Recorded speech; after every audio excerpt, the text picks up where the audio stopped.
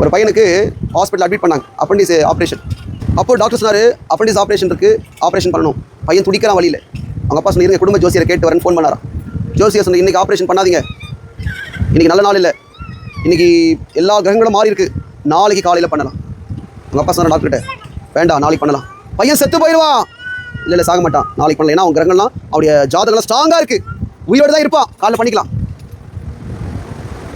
என்ன சரிம்மா, நைட்டு பெட்டி வந்துச்சான், நைட்டு சவ பெட்டி வந்துச்சான். பெட்டிக்கு தெரியுமாங்க, நாள் தெரியுமா, கிழமை தெரியுமா, வருஷம் தெரியுமா, கிருத்திகை அமாவாசை தெரியுமா, எதுவுமே தெரியாது. பெட்டி எப்போனாலும் வந்துடும், பெட்டி எப்போனாலும் வந்துடும், பெட்டி எப்போனாலும் வந்துடும். இந்த நாள் பார்க்கறது, நட்சத்திரம் பார்க்கறது, அந்த ராசி இந்த ராசி பார்க்கறது. உலகத்துக்கு மறிச்சிருக்கிறீங்களா? உலக ஆடம்பரத்துக்கு மறிச்சிருக்கிறீங்களா?